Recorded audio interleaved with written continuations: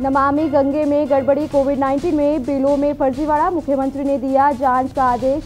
बिलों में फर्जीवाड़े की शिकायत पर सीएम ने लिया एक्शन। कोरोना टीकाकरण में हो रहा फर्जीवाड़ा, 2 क्षेत्रीय के नए पंजीकरण पर रोक, सभी सरकारी और निजी टीकाकरण केंद्रों को जारी किए निर्देश। सरकार ने तैयार किया महाकुंभ में रोजाना 50,000 कोविड जांच का रोड मैप। महाकुंभ में एक मंच पर आए आरएसएस और कांग्रेस सेवा दल के कार्यकर्ता, यातायात संभालने में करेंगे मदद। भाजयुमो ने किया 52 सैन्य परिवारों का सम्मान। भाजपा प्रदेश अध्यक्ष बोले, शहीदों के परिवारों का त्याग नहीं भुला सकता हिंदुस्तान। उत्तराखंड में फिर बदला मौसम का मिजाज, पहाड़ी इलाकों में 7 अप्रैल तक बारिश और ओले गिरने के आसार। आप देख रहे हैं के न्यूज, खबरों का सारथी।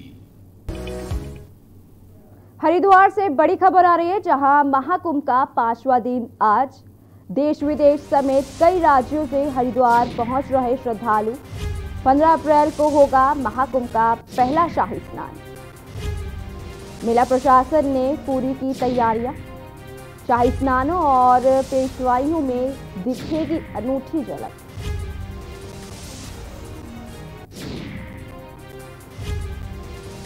हरिद्वार से बड़ी खबर, जहां महाकुंभ का 5वां दिन आज देश विदेश समेत कई राज्यों से हरिद्वार पहुंच रहे श्रद्धालु। 15 अप्रैल को होगा महाकुंभ का पहला शाही स्नान। मेला प्रशासन ने पूरी की तैयारियां। शाही स्नानों और पेशवाइयों में दिखेगी अनूठी झलक। धूल विरोधी संगठन आरएसएस और कांग्रेस सेवा दल देंगे सेवाएं। हर की Pauri railway station, bus station पर करेंगे सेवा। कुंभ मेला पुलिस के लिखित आग्रह के बाद मिली अनुमति। हरिद्वार से बड़ी खबर, जहां महाकुंभ का 5वां दिन आज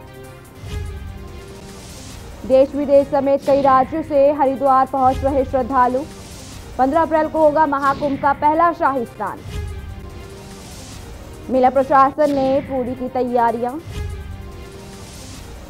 हरिद्वार से बड़ी खबर हम आपको दिखा रहे हैं, जहां शाही स्नानों और पेशवाइयों में दिखेगी अनूठी झलक।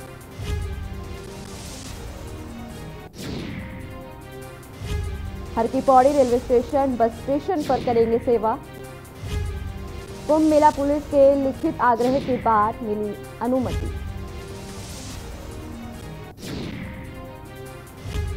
महाकुंभ का 5वां दिन आज देश विदेश समेत कई राज्यों से हरिद्वार पहुंच रहे श्रद्धालु। 12 अप्रैल को होगा महाकुंभ का पहला शाही स्नान।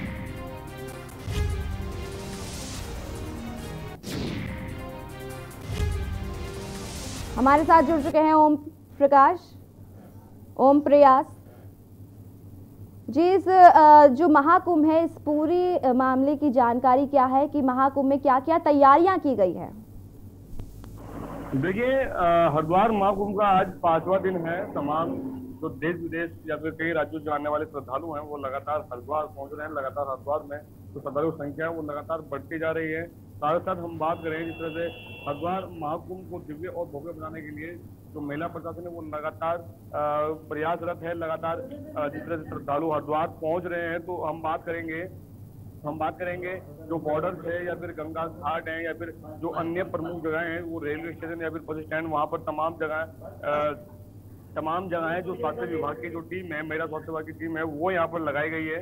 साथ ही साथ वो चेकिंग कर रही है। जो बाहर से आने वाले श्रद्धालु उनकी भी लगातार चेकिंग की जा रही है, ताकि हरिद्वार का जो महाकुंभ है और भव्य हो सके। इस सब को लेकर देखते हुए जो इस तरह से अर्धसैनिक बल लगाए गए हैं सीमाओं पर, जो हरिद्वार के जो बॉर्डर है वहाँ पर जो अर्धसैनिक बल समेत जो जिला जो यहाँ पर पुलिस है वो यहाँ पर लगाई गई है। तमाम लोग यहाँ पर लगाए गए हैं। साथ साथ इसमें स्वास्थ्य विभाग की टीम भी लगाई, ताकि हरिद्वार का जो महाकुंभ है जो होना है, जो इसका जो पहला जो शाही स्नान है वो 12 अप्रैल का है। तो इसी को देखते हुए यहाँ स्वास्थ्य जो मेला स्वास्थ्य विभाग है उसने भी कड़े निर्देश दिए। साथ साथ जो मेला प्रशासन उसने भी कड़े निर्देश दिए हैं। जिस तरह से हर व्यक्ति की यहाँ पर जो बाहर से आने वाला व्यक्ति है उसकी चेकिंग लगातार यहाँ पर की जा रही है। उसके थर्मल ट्रेनिंग यहाँ पे की जा रही है। तो तमाम चीजें हैं जिसको लेकर जो यहाँ पे जो मेला प्रशासन जो अधिकारी हैं वो लगातार हरिद्वार महाकुंभ को दिव्य और बनाने के लिए लगातार प्रयास रहते हैं। साथ साथ आपको बता दें यहाँ पर जिस तरह से 12 अप्रैल को जो शाही स्नान जो होना है, जो हरिद्वार महाकुंभ का पहला शाही स्नान होगा 12 अप्रैल को, उसी के लिए जो मेला पुलिस है, जो मेला आईजी ने RSS और समेत जो कांग्रेस सेवा दल है उनको एक पत्र दिया था, क्योंकि इसमें हर साल हर बार जब भी महाकुंभ होता है तो जो पुलिस जो होती है, जो मेला जो पुलिस होती है वो इनसे सेवाएं मांगती है। और साथ साथ आपको बता दें कि जो 12 अप्रैल को जो शाही स्नान होगा वहां पर इसमें जो कांग्रेस सेवा दल है, साथ साथ जो RSS है, उनके जो कार्यकर्ता हैं वो यहाँ पर अपनी सेवाएं देंगे। जो बाहर से आने वाले श्रद्धालु हैं उनको अपनी सेवाएं देंगे। यहाँ पर उनकी जो सेवाएं हैं वो बस स्टैंड, रेलवे स्टेशन, तमाम जगहें रहेंगी। जी ओम प्रिया जी, जो देश विदेश से लोग आ रहे हैं महाकुंभ के लिए शामिल होने के लिए आ रहे हैं, तो कोरोना को देखते हुए क्या गाइडलाइंस जारी की गई है?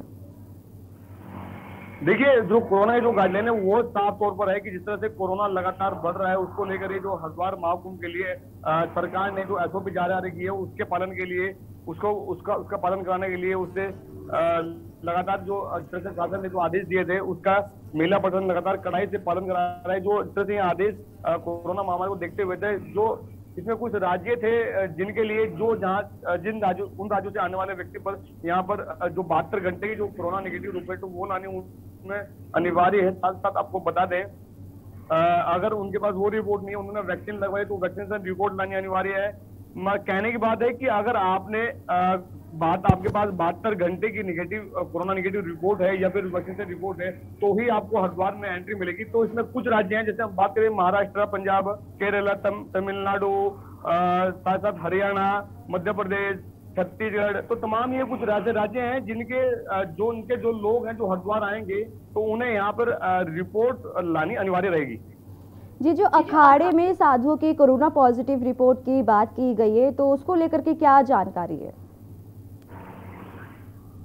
जी, जो अखाड़े हैं वो लगातार यहाँ पर जो अभी तक 7 अखाड़ों की पेशवाई निकली थी, वही हम बात करें कुछ अखाड़े हैं जिनकी पेशवाई लगातार अभी निकलने जा रही है। कल की बात करें तो कल यहाँ पर बड़ा उदासीन अखाड़े की यहाँ भव्य पेशवाई निकली थी।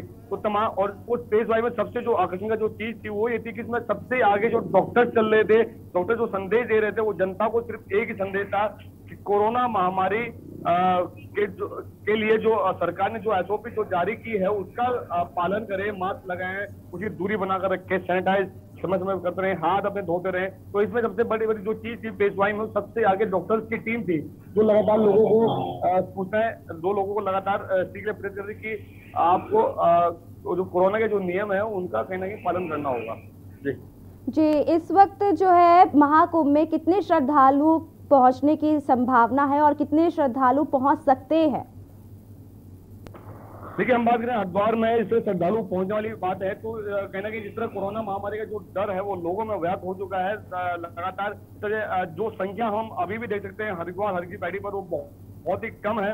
हालांकि पहले के मुकाबले ये बहुत कम संख्या है, लेकिन मैं कहूंगा कि कहीं ना कहीं लोगों में जो आस्था है उस आस्था को लेकर लोग हरिद्वार पहुंच रहे हैं, गंगा स्नान कर रहे हैं, क्योंकि माना जाता है कि जो सामान्य जो स्नान गंगा जी में किया जाता है, साथ साथ जो महाकुंभ में जो स्नान करना होता है वो स्नान सामान्य स्नान की तुलना में 1000 गुना पुण्य की प्राप्ति देता है। तो इसी मंशा को लेकर, इसी आस्था को लेकर लोग हरिद्वार पहुंचेंगे। लेकिन जिस तरह से कोरोना का डर लोगों में अभी तक व्याप्त है, कोरोना लगातार बढ़ता जा रहा है, तो उसी को देखते हुए सरकार ने जो SOP जारी की है, जो मेला प्रशासन है, जो मेला पुलिस है, उसका कड़ाई से यहाँ लोगों का पालन करवा दिया। और जो सीमाओं पर जो डॉक्टर्स जहाँ पे तैनात किए गए, जो यहाँ पे पुलिस बल तैनात किया गया, जो यहाँ पे अर्धसैनिक बल तैनात किए गए, उन सभी को निर्देशित किया गया कि जो बाहर से आने वाले श्रद्धालु है वो सभी व्यक्तियों की चेकिंग करेंगे।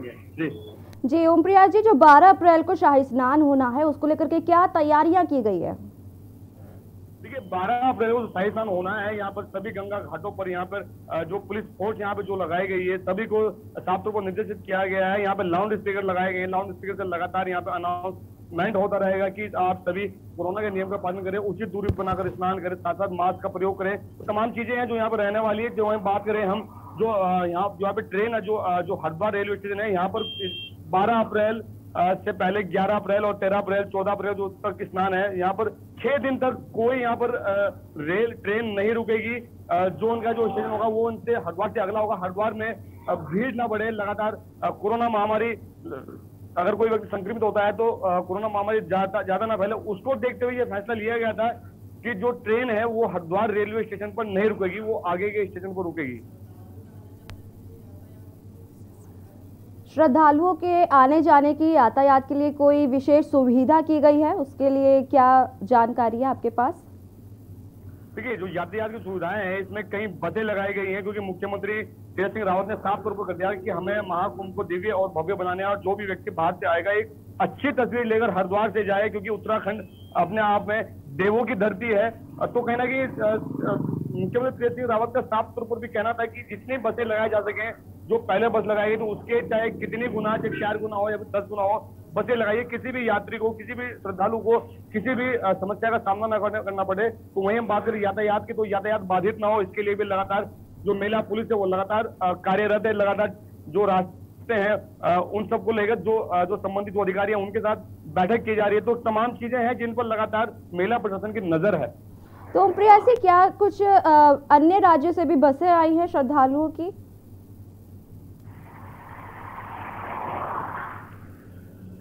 ओमप्रिया जी, आप सुन पा रहे हैं हमें? ओमप्रिया जी, क्या आप हमें सुन पा रहे हैं? ओमप्रिया जी, क्या आप हमें सुन पा रहे हैं? ठीक है ओमप्रिया जी, आपका बहुत बहुत शुक्रिया इस पूरी जानकारी के लिए। ये हम आपको बड़ी खबर दिखा रहे हैं हरिद्वार से, जहां महाकुंभ का मेला शुरू हो चुका है। वहीं 12 अप्रैल को होगा महाकुंभ का पहला शाही स्नान। मेला प्रशासन ने पूरी की तैयारियां। हरिद्वार से बड़ी खबर अब आपको दिखा रहे हैं, जहां शाही स्नानों और पेशवाइयों में दिखेगी अनूठी झलक।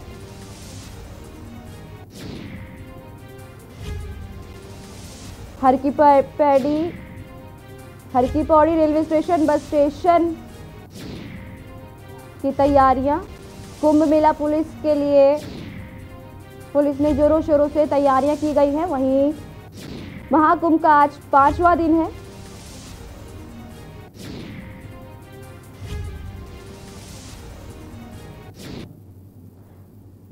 वक्त हो चला एक छोटे से ब्रेक के बाद जल्द हाजिर होंगे। आप देख रहे हैं के न्यूज, खबरों का सारथी। प्रधानमंत्री नरेंद्र मोदी जी के किसानों की आय दोगुनी करने के संकल्प को पूरा करने के लिए मुख्यमंत्री योगी आदित्यनाथ जी ने अनेक ऐतिहासिक कदम उठाए हैं।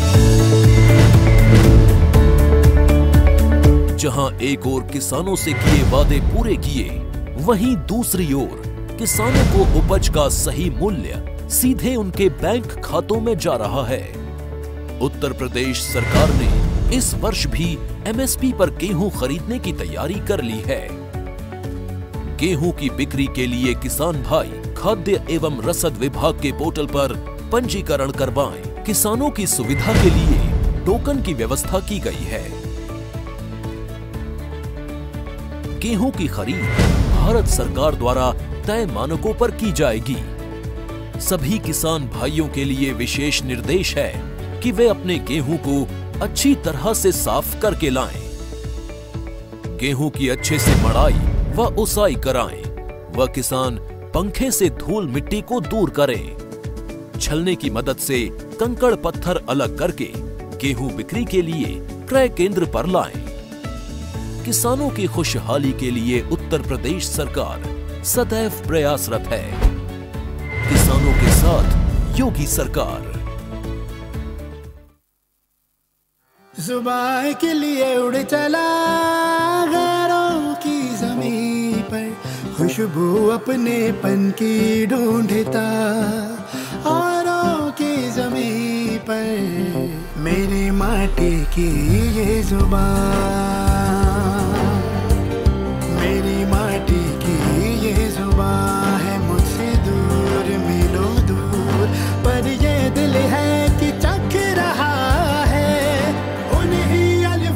का नूर नूर और नूर। दूर कितना भी जा, इस जुबान से दूर ना जा पाओगे।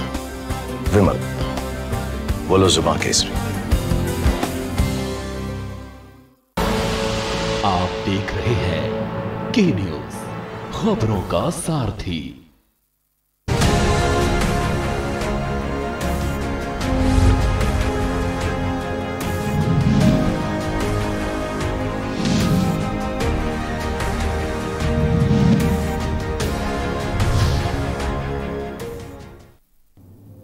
ब्रेक के बाद स्वागत है आपका। उत्तरकाशी से बड़ी खबर है, जहां बटकोट तहसील के पास जंगल में लगी आग। फायर के जवानों ने आग पर काबू पाया।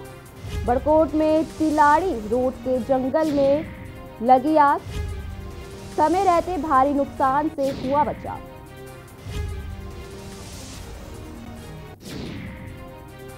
उत्तरकाशी से बड़ी खबर, जहां बटकोट तहसील के पास जंगल में भीषण आग लग गई।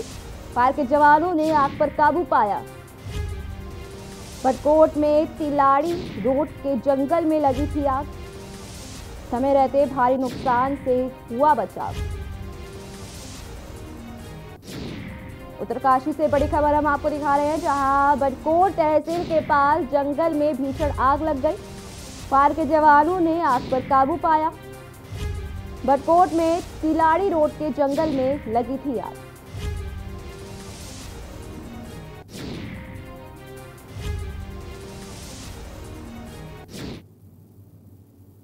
लालकुआं के बिंदुखट्टा क्षेत्र में मंत्री बनने के बाद पहली बार पहुंचे उत्तरकाशी सरकार के पेयजल मंत्री भीषण सिंह चुफाल ने एक सभा को संबोधित करते हुए कहा कि उत्तराखंड सरकार अच्छा काम कर रही है और समय समय पर लोगों के साथ कंधे से कंधा मिलाकर खड़ी रहती है। वहीं चुफाल ने कहा कि हम पेयजल की समस्या को लगभग पूरी तरह कर चुके हैं और उत्तराखंड के लोगों के लिए लगातार नियंत्रण काम कर रहे हैं, जिसके चलते लोगों को कोई परेशानी नहीं आए।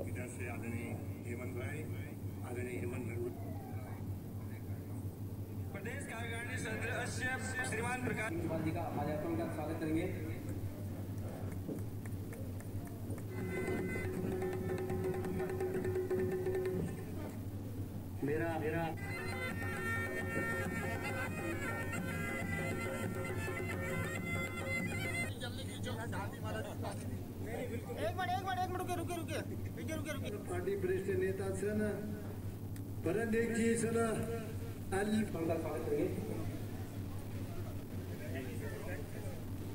मार्गदर्शक रहे हैं।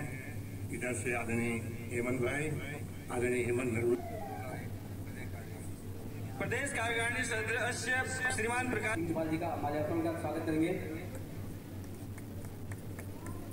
बिंदुखट्टा के बारे में पूरी सरकार उस पर विचार कर रही है, उसके समाधान कैसे निकले करके इस पर विचार कर रही है। हम लोग सब लोग इस पर बिंदुखट्टा जैसे बहुत सारे गांव है, हमारे 1 लाख की जनसंख्या है, बग्गा चौन है, आपके इसी जनपद में दमोह हुआ है, हमारे पिथौरागढ़ जनपद में गढ़वाल मंडल में बहुत सारे ऐसे लोग जो होंगे लाखों की जनसंख्या वाले जो गाँव है, जो राजस्व है, जिनको सरकार से उनको उनके नाम से जमीन नहीं मिल पा रही। इस पर सरकार विचार कर। उत्तराखंड के जंगलों में लगी आग से पिछले 24 घंटे में 4 लोगों और 7 जानवरों की मौत हो चुकी है। इस बीच लगभग 62 हेक्टेयर इलाके के जंगल आग में धधक रहे हैं। आग को बुझाने के लिए वन विभाग के 12,000 गार्ड और फायर वॉचर लगे हुए हैं। अब तक आग से 37 लाख की संपत्ति की नुकसान हुआ है। आपको बता दें कि उत्तराखंड में 1 अक्टूबर 2020 से जंगलों में आग की घटनाएं सामने आने लगी थी। वन विभाग के अनुसार तब से अब तक प्रदेश में आग की कुल 609 घटनाएं सामने आ चुकी हैं। इसमें 12,653 हेक्टेयर जंगल भस्म हो चुका है।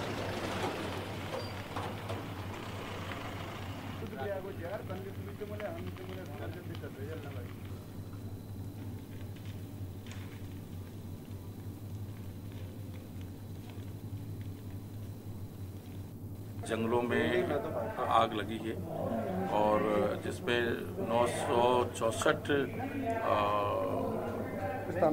स्थानों पर पूरे प्रदेश के अंदर आग लगी है। इसमें 7 पशुओं की मृत्यु हुई है जो हमारे घरेलू पशु हैं, और 4 लोगों की भी इसमें मृत्यु हुई है और लगभग 2 लोग घायल हुए हैं। इस तरह ये मैं सोचता हूँ कि हमारे लिए बहुत बड़ी चुनौती इस समय मौसम के कारण जो जलवायु में परिवर्तन हो रहा है, बारिश नहीं हो रही, इसके कारण प्रदेश सरकार के सामने बड़ी चुनौती है। अभी मुख्यमंत्री भी मॉनिटरिंग कर रहे हैं, मैं भी आज श्रीनगर में इस आसपास के पूरे एरिया के वन विभाग के अधिकारियों के साथ मॉनिटरिंग कर रहा हूँ। उत्तराखंड के जंगलों में लगातार फैल रही आग के विकराल रूप से सरकार की चिंताएं बढ़ गई। मुख्यमंत्री तीरथ सिंह रावत ने इसको लेकर एक आपात बैठक बुलाई, जो वनाग्नि की घटनाओं की गंभीरता को देखते हुए प्रदेश के वरिष्ठ अधिकारियों, वन विभाग, आपदा प्रबंधन विभाग और सभी जिलाधिकारियों की आपातकालीन मीटिंग बुलाई गई। इस बैठक के बारे में सीएम ने सोशल मीडिया के जरिए जानकारी भी दी थी। साथ ही यह भी बताया कि उन्होंने जंगलों में आग को लेकर केंद्रीय गृह मंत्री अमित शाह से भी बात की।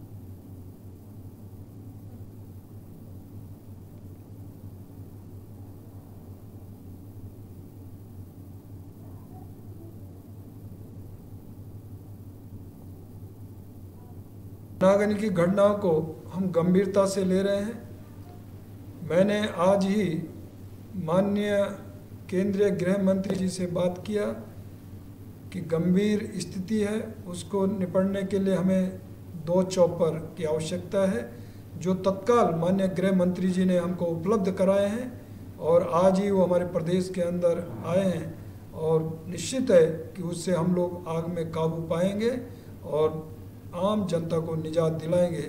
और मैं साथ ही माननीय गृह मंत्री भारत सरकार अमित शाह जी का धन्यवाद करता हूं।